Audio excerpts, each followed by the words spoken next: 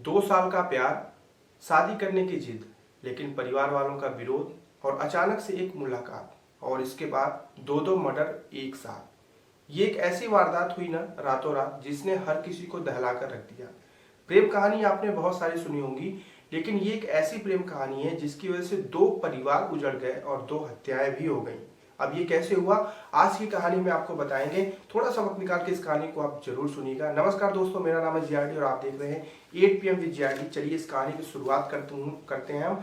ये कहानी है उत्तर प्रदेश के गोंडा की। गोंडा बहुत से लोग जानते होंगे, अयोध्या से कुछ दूरी पे पड़ता है, लगभग 20-25 किलोमीटर दूरी पे अयोध्या। तो इस कहानी की शुरुआत हम एकदम स्टार्टिंग से करते हैं। एक परिवार होता है जायसवाल परिवार, और उस जायसवाल परिवार से जस्ट 20 मीटर की दूरी पर एक दूसरा जायसवाल परिवार होता है।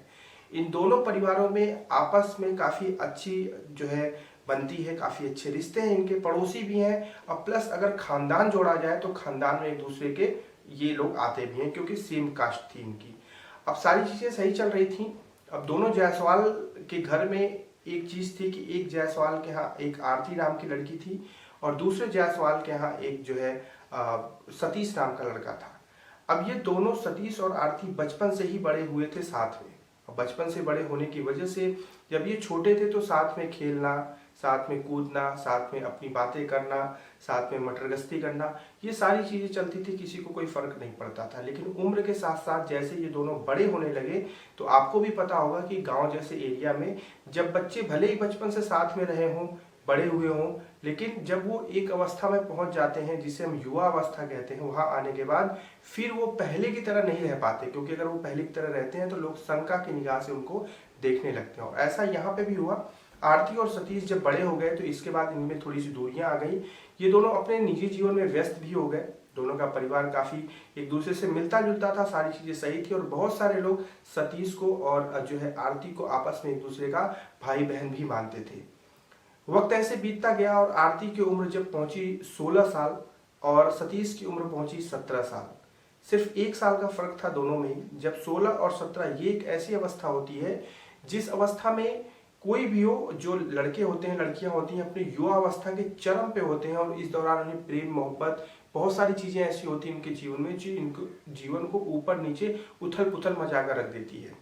अब आरती और सतीश एक दूसरे को बचपन से पसंद भी करते थे, लेकिन जब इनकी अवस्था आई 16-17 साल की तो इनका ये एक दूसरे को पसंद करना प्रेम में तब्दील हो गया।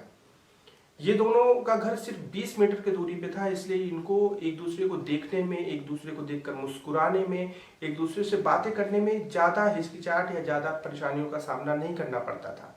ये चोरी छुपे ही एक दूसरे से बात करना शुरू कर दिए और इनके बीच में प्रेम प्रसंग शुरू हो गया।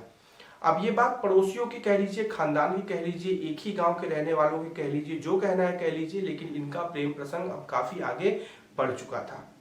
अभी तक इस चीज की जानकारी किसी को नहीं थी, सारी चीजें ऐसे ही चल रही थी। लेकिन होता कुछ यूं है कि लगभग 1.5 साल इनके प्रेम प्रसंग को चलने के बाद अचानक से एक दिन ऐसा आता है कि दोनों एक जगह बैठे होते हैं और बैठ के एक दूसरे से बातें कर रहे होते हैं, और उस दौरान गांव का ही एक युवक इनको एक साथ बैठे देख लेता है। अब ये उम्र 16-17 साल की थी, तो आप समझ सकते हैं कि इस दौरान अगर लड़का लड़की एक साथ बैठकर जो है अकेले में कोई बातचीत कर रहे हैं तो फिर कोई भी शक की निगाह से देख सकता है, और ऐसा ही हुआ। उस गांव के इंसान ने इन दोनों को शक की निगाह से देख लिया, और देखने के बाद उसने इस चीज की सूचना आरती के परिवार वालों को दी। उसने कहा कि बच्ची बड़ी हो रही है, सयानी हो गई है, थोड़ा संभाल कर रखिए। सतीश के साथ उसको हमने अकेले देखा था, और अगर ऐसा ही चलता रहा तो गांव में बदनामी शुरू हो जाएगी। ये बात जब आरती के परिवार वालों को पता चलती है तो आरती का भाई और आरती के पिता आरती को बहुत पीटते हैं, उसको अच्छे से मारते हैं, और मारने के बाद उसे समझाते हैं कि आज के बाद आइंदा तुम सतीश के सामने नहीं दिखोगी। ये बात जब आरती सुनती है तो वो अपनी जिद पे आ जाती है, वो बोलती है कि मुझे शादी करनी है सतीश से। ये बात सुनकर सतीश का भाई और सतीश के पिता बौखला जाते हैं और वो आरती को और पीटते हैं, और पीटने के बाद ये चीज कहते हैं कि अगर आज के बाद सतीश का नाम तुम्हारे मुंह पर आ गया या फिर कभी भी उसके साथ हमने तुमको देख लिया तो शायद वो तुम्हारे जीवन का आखिरी दिन होगा। काफी हड़काने और काफी चीजों करने के बाद आरती को नजरबंद किया जाता है कुछ समय के लिए, उससे मोबाइल फोन दूर किया जाता है, उससे घर में रखा जाता है। लेकिन ये होने के एक ही हफ्ते बाद आरती फिर से जो है सतीश से मिलने चली जाती है। ये बात फिर आरती के परिवार वालों को पता चल जाता है और वो फिर आरती को पीटते हैं और पीटने के बाद उसे घर में बंद कर देते हैं और उसे 1 हफ्ते तक बाहर नहीं निकलने देते हैं। अब तक आपको समझ में आ रहा होगा कि चीजें कहां तक कैसे चल रही थी। अब आता है एक ऐसा दिन जिसे एक काला दिन बोला जाएगा, क्योंकि इसे आप आगे बोलेंगे। फिर आता है 21 अगस्त का दिन। आरती और आरती के भाई और आरती की माँ और आरती के पिता, ये चारों लोग घर में मौजूद होते हैं। रात को 9 बज रहे होते हैं। सतीश के घर में भी लोग अपने काम धाम में लगे होते हैं, खाना पीना में लगे होते हैं। रात्रि का समय होता है, सब लोग साथ में खाना खाते हैं। आरती, आरती का भाई, आरती के पिता और आरती की माँ, लेकिन सब आपस में एक दूसरे से बात कर रहे होते हैं, लेकिन आरती किसी से बात नहीं करती। सब जानते थे कि आरती क्यों नहीं बोल रही है, क्योंकि सबको पता था कि आरती को पिछले 1 हफ्ते से बाहर नहीं निकलने दिया जा रहा है, जिसकी वजह से वो नाराज है। लेकिन इस चीज से किसी को कोई फर्क नहीं पड़ता, क्योंकि उन्हें ऐसा था कि बदनामी से बचना चाहिए, इसकी आदत सुधरनी चाहिए।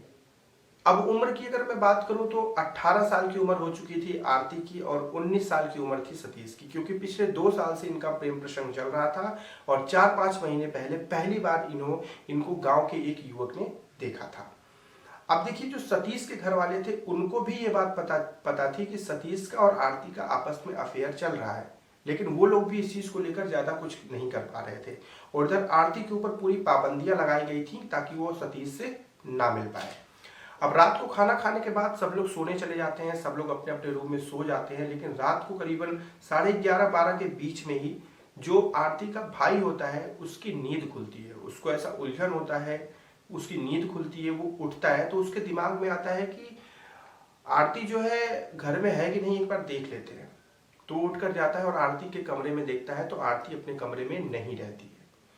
जब वो देखता है कि आरती कमरे में नहीं है तो वो तुरंत बेचैन हो जाता है और अपने पूरे घर में खोजता है, लेकिन कहीं पे कुछ भी आरती का पता नहीं चलता है। वो तुरंत परिवार के और लोगों को जगाता है, माँ को और अपने पिता को जगाता है और पूरे विश्वास के साथ सबको ये चीज समझ में आ जाती है कि आरती अगर घर में नहीं है इसका मतलब कि वो सतीश से मिलने गई है। अब यहाँ पे आरती के भाई का और आरती के पिता का खून ऑलरेडी बहुत ज्यादा खौल रहा था। अब वो खोजबीन करने लगे कि आरती आखिर मिलने कहाँ गई है।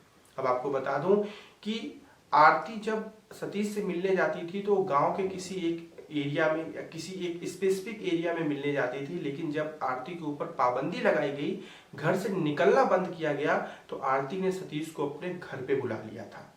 क्योंकि जब आरती का भाई आरती को खोजते हुए जब पूरे घर में कहीं नहीं पाया तो वो घर के पिछवाड़े पे गया। जब घर के पीछे गया तो वहां पर जो उसने देखा, उसका खून खौल के एकदम उबाल मार दिया, क्योंकि वहां पर घर के जस्ट पीछे उसने देखा अपनी बहन आरती को और सतीश को, वो भी बहुत ही गंदी अवस्था में। उन दोनों को गंदी अवस्था में देख के तुरंत वहां पे आरती के भाई का खून खौल गया और वो बिना शोर किए, क्योंकि वो शोर करता तो फिर बदनामी होती, सबको पता चलता कि हाँ ये लोग पकड़े गए हैं, और वो भी ऐसी अवस्था में। वो तुरंत जो है दौड़ के घर में जाता है, पूरे परिवार वालों को वहां पर लेकर आता है और इसके बाद वहां पास में रखे डंडे को उठाता है और सतीश के सर पे मारने लगता है। अब गुस्से में पागल भाई सतीश को इतना मारता है कि वो बेहोश होने लगता है और इस दौरान आरती बीच में आ जाती है उसको बचाने के लिए। और जब ऐसा उसका भाई देखता है कि आरती इसको बचा रही है तो फिर आरती के ऊपर भी वो वार कर देता है। आरती 3-4 डंडे में बेहोश हो जाती है और उधर सतीश भी बेहोश हो जाता है। फिर आरती का भाई और आरती के पिता दोनों मिलकर इन दोनों की, यानी कि सतीश की और आरती की, रस्सी से गला घोटकर हत्या कर देते हैं। गुस्से में ये लोग इतने अंधे हो जाते हैं कि इनको ये नहीं समझ में आता कि एक साथ 2 जिंदगियां खराब हो जाएंगी और उसके साथ साथ दोनों परिवार की जिंदगियां खराब हो जाएंगी। ये चीज इनको नहीं समझ में आती। गुस्से में अंधे होकर ये दोनों को मौत के घाट उतार देते हैं और इसके बाद जो सतीश का शव है उसे गांव से करीबन 2.5-3 किलोमीटर दूर ले जाकर गन्ने के खेत में फेंक देते हैं। और रही बात आरती की, तो आरती को कार में उसका शव रखकर उसे तकरीबन वहां से 20 किलोमीटर दूर अयोध्या लेकर जाते हैं। वहां सरयू नदी के किनारे जो घाट होता है वहां पर उसको दफन कर देते हैं। यहां तक इस घटना को अंजाम देने के बाद फिर ये पिता और उसका बेटा दोनों घर आ जाते हैं और आने के बाद अगली सुबह होती है। जब अगली सुबह होती है तो फिर सतीश घर पे उपस्थित नहीं होता है। सतीश के घर वाले खोजने लगते हैं और इधर आरती भी घर से गायब थी, क्योंकि दोनों की मौत हो चुकी थी। तो ऐसा होने पर तुरंत सतीश के घर वाले पुलिस को सूचना दे देते हैं और उस शक की निगाह से ये कहते हैं कि दोनों के बीच में चल रहा था, तो कुछ तो गड़बड़ी हुई है। इसके बाद पुलिस तुरंत जो है निगरानी में लेती है सतीश, आरती के भाई और आरती के पिता को। दोनों के ऊपर शक होता है, दोनों को गिरफ्तार किया जाता है, उनसे पूछताछ की जाती है। तो पहले तो वो झूठ बोलते हैं, जाहिर सी बात है, हर अपराधी पहले झूठ बोलता है। लेकिन जब कड़ी कार्रवाई की जाती है तो ये दोनों कबूलनामा कर लेते हैं और सारी चीज को स्वीकार करते हैं और ये चीज मानते हैं कि इन्होंने कैसे सतीश को और आरती को मौत के घाट उतारा। और सबसे बड़ी बात कि ये चीज करने के बाद पिता और भाई दोनों को इस चीज का कोई अफसोस नहीं था कि उन्होंने अपनी बिटिया या फिर अपनी बहन को मार डाला, क्योंकि वो अभी भी एक ही बात का रट लगाए थे कि अगर हम लोग इसको नहीं मारते तो ये हमारी इज्जत ले डूबती। बस यही थी आज की कहानी। गोंडा उत्तर प्रदेश का शहर, जहां पर जब ये वारदात हुई तो हर कोई दहल गया। प्रेम करने वाले प्रेमी आपस में जो है कांप उठे अंदर, ये सोचकर कि उनके साथ भी कल को ये वारदात हो सकती है। सबके प्रेम करने का तरीका भी अलग होता है और सबके सिचुएशन यानी कि कंडीशन भी सबकी अलग होती है। लेकिन क्या यहाँ पर ये चीज, इस तरह घटना को अंजाम देना क्या सही था? आरती के पिता का मानना था कि वो हमारे गांव का लड़का था, हमारी ही बिरादरी का था, हमसे 20 मीटर दूरी पे उसका घर था, इसलिए उससे शादी होना असंभव था और अगर हम ऐसा करते तो हमारी बदनामी होती। आखिर उस पिता से इस प्रश्न को पूछा जाए कि क्या आज आपकी बदनामी नहीं हुई? आप एक अपराधी बन गए, तो क्या आज आपकी बदनामी नहीं हुई? अब आप आजीवन अपराधी रहेंगे, क्या आपकी बदनामी नहीं होगी? क्या कोई इस चीज को बोलेगा कि नहीं, शान और शौकत और इज्जत के लिए उन्होंने अपनी बिटिया को मार डाला? अरे आप एक अपराधी हो चुके हैं, ये चीज सोचनी चाहिए।